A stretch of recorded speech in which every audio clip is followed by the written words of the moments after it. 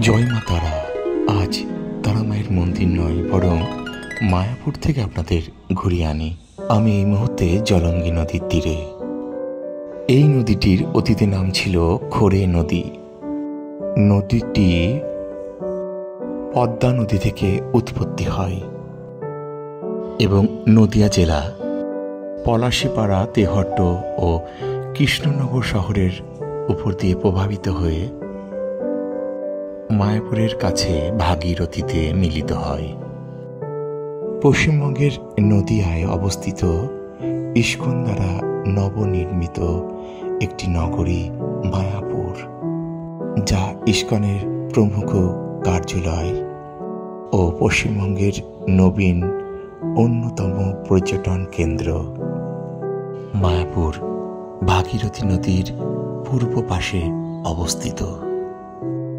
এখানে ইস্কন আন্তর্জাতিক কৃষ্ণ ভাবনা সম্পন্ন সংঘ প্রতিষ্ঠিত এবং নির্মাণাধীন চন্দ্রোদয় মন্দির আছে। এখানে অধিকাংশ সেবক পাশ্চাত্য হইতে আগত, যারা ইউরোপ, আমেরিকা, নানা দেশ থেকে এসে সনাতন ধর্ম গ্রহণ করেছে। আমরা এই মুহূর্তে ভাগীরথী নদীর তীরে, যেটি এই মায়াপুরেই অবস্থিত। এখন গ্রীষ্মকাল চলছে।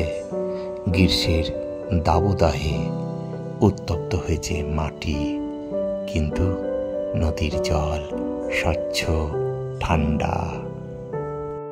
ভাবছি এখানেই স্নান করব। তাই স্নান করার উদ্দেশ্যে কাপড় পরিবর্তন করার জন্য উপরে এলাম। হ্যাঁ বন্ধুরা, স্নান সেরে নিয়েছি। এবার ইস্কনের মন্দিরের দিকে অগ্রসর হলাম।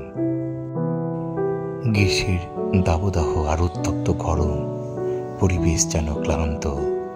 তবু মায়াপুরের এই সুন্দর আবহাওয়া মনের মধ্যে এক স্নিগ্ধ শান্ত অনুভূতি জুগিয়ে চলেছে।